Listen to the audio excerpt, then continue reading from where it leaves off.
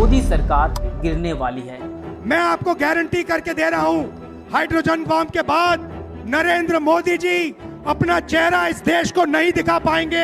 यह सुनकर आपको जरूर से झटका लगा होगा, लेकिन जनता के बीच यही सवाल सबसे बड़ा मुद्दा बना हुआ है। सिर्फ एक बिहार के इलेक्शन से यह पॉसिबल है। बिहार में विधानसभा चुनाव को लेकर सरगर्मी तेज हो गई है।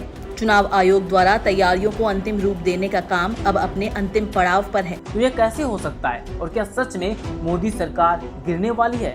तो आइए दोस्तों जानते हैं कि किस तरह मोदी सरकार खतरे में है या सिर्फ ये एक अफवाह है।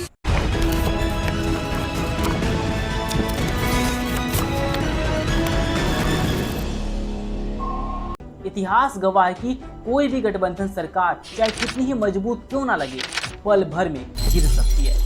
1977 की बात करें तो इंदिरा गांधी की सरकार, जो कांग्रेस लीड गठबंधन के रूप में पूरे देश में मजबूत मानी जाती थी, लेकिन इमरजेंसी के बाद 1977 में कांग्रेस को भारी हार का सामना करना पड़ा।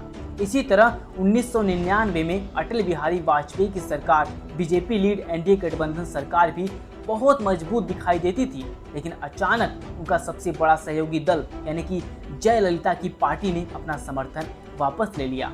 इसके बाद विपक्ष ने संसद में अविश्वास प्रस्ताव पेश किया और मतदान के बाद सरकार सिर्फ एक वोट से गिर गई और अब 2024 में बीजेपी लीड एनडीए की सरकार बनी हुई है। इस चुनाव में बीजेपी ने 240 सीट्स जीती और कांग्रेस मात्र 99 सीट्स पर सिमट गई। अब देखो, सरकार बनाने के लिए कम से कम 272 सीट्स चाहिए होती है, जो ना तो बीजेपी के पास थी और ना कांग्रेस के पास थी। अब अगर किसी पार्टी को पूर्ण बहुमत ना मिले तो गठबंधन सरकार बना सकती है। तो बीजेपी के साथ आते हैं नीतीश कुमार 12 सीट्स के साथ, चंद्रबाबू नायडू 16 सीट्स के साथ और चिराग पासवान 5 सीट्स के साथ। और ऐसी कुछ पार्टीज मिलकर एनडीए गठबंधन के पास टोटल 293 सीट्स हो जाती है और थर्ड टाइम मोदी सरकार बनती है। मैं नरेंद्र दामोदर दास मोदी। इससे पहले 2014 में बीजेपी को 282 सीट्स के साथ पूर्ण बहुमत मिला था और 2019 में भी 303 सीट से पूर्ण बहुमत मिला था और अब 2024 में गठबंधन सरकार है और गठबंधन सरकार में अगर कोई पार्टी अपना समर्थन वापस ले लेती है और अगर पूर्ण बहुमत ना मिले यानी 272 सीट्स नहीं रहे तो सरकार गिर भी सकती है। यानी इनमें से अगर कोई अलग होता है तो मोदी सरकार का गिरना तय है। और ये बात इतनी ज़्यादा इसलिए फैल रही है क्योंकि नवंबर महीने में बिहार में विधानसभा इलेक्शन आने वाले हैं। बिहार विधानसभा में 243 सीट्स हैं और अभी बिहार में एनडीए की गवर्नमेंट है जो बीजेपी, जेडीयू, एचएम और कुछ छोटी पार्टी से मिलकर बनी है और बिहार के सीएम अभी नीतीश कुमार हैं। इस गठबंधन के पास 125 सीट्स हैं और बिहार में चुनाव जीतने के लिए 122 सीट्स चाहिए होते हैं। और अब बात यह है कि सिर्फ 4 सीट से नीतीश कुमार की सरकार गिर सकती है और इसी वजह से लोगों के बीच चर्चाएं हो रही हैं कि इससे मोदी गवर्नमेंट भी गिर सकती है। दोस्तों, बिहार के इलेक्शन से सेंट्रल गवर्नमेंट कैसे गिर सकती है वो भी जान लेते हैं, लेकिन इससे पहले आपको पता होगा कि नीतीश कुमार कई बार पलट चुके हैं। कभी वो बीजेपी में चले जाते हैं तो कभी वो कांग्रेस में मिल जाते हैं। अब बिहार में सबसे बड़ी पार्टी है तेजस्वी यादव की यानी कि आरजेडी, जिन्हें 2020 में 75 सीट्स मिली थी और 2015 में भी 80 सीट्स मिली थी।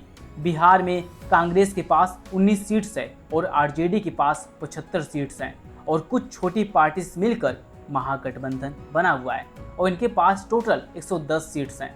और अब जिस तरह 2024 में कांग्रेस सेंट्रल इलेक्शन में 99 सीट्स जीती जो 2019 में सिर्फ 52 सीट्स थी, उसी तरह अगर कांग्रेस बिहार में भी ज़्यादा सीट्स जीतती है, क्योंकि अभी राहुल गांधी वोट चोरी का मुद्दा लेकर आए हैं और साथ में बीजेपी की सीट्स भी घट जाती है जैसे सेंट्रल में घटी है, तो ऐसा होने पर ज़्यादा सीट्स हो जाएगी महागठबंधन के पास यानी राहुल गांधी के पास और तेजस्वी यादव के पास और बिहार में नीतीश कुमार की सरकार गिर सकती है। अब अगर नीतीश कुमार की सरकार गिरती है तो इसका असर सेंट्रल गवर्नमेंट पर भी पड़ने वाला है और सेंट्रल गवर्नमेंट भी गिर सकती है, क्योंकि अगर नीतीश कुमार हारते हैं और महागठबंधन जीतता है तो नीतीश कुमार फिर से कांग्रेस के साथ यानी महागठबंधन के साथ मिल सकते हैं और फिर से सीएम बनने को कह सकते हैं। और राहुल गांधी ऐसा कर भी सकते हैं क्योंकि अगर नीतीश कुमार को वो सीएम बनाते हैं तो नीतीश कुमार सेंट्रल गवर्नमेंट की 12 सीट उनको मोदी गवर्नमेंट से निकाल कर राहुल गांधी को दे देंगे। तो मोदी सरकार के पास 281 सीट्स बचती है और चंद्रबाबू नायडू के पास 16 सीट्स है। और किसी तरह राहुल गांधी कैसे भी करके चंद्रबाबू नायडू को मना लेते हैं या फिर पीएम बनने का भी ऑफर दे देते हैं।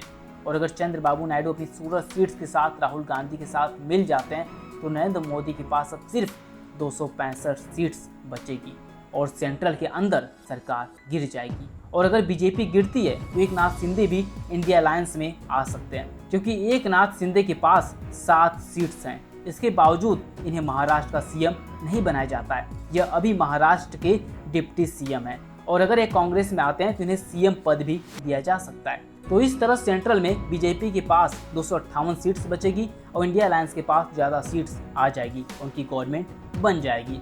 अब देखो, ये दिखने में तो बहुत बड़ी चीज़ है, ऐसा लगता है कि ये सब कुछ पॉसिबल नहीं है, लेकिन ऐसा ऑलरेडी हो चुका है।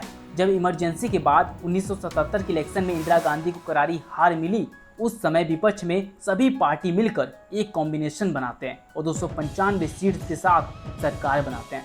इसमें भारतीय जनसंघ, भारतीय लोकदल और सोशलिस्ट जैसी पार्टी मिलकर इलेक्शन जीतते हैं और 24 मार्च 1977 में मोरारजी देसाई को पीएम बनाते हैं। इसमें भारतीय दल के पास टोटल 60 सीट थे और पार्टी में कुछ झगड़े होते रहे और पार्टी तोड़फोड़ में फंस गई।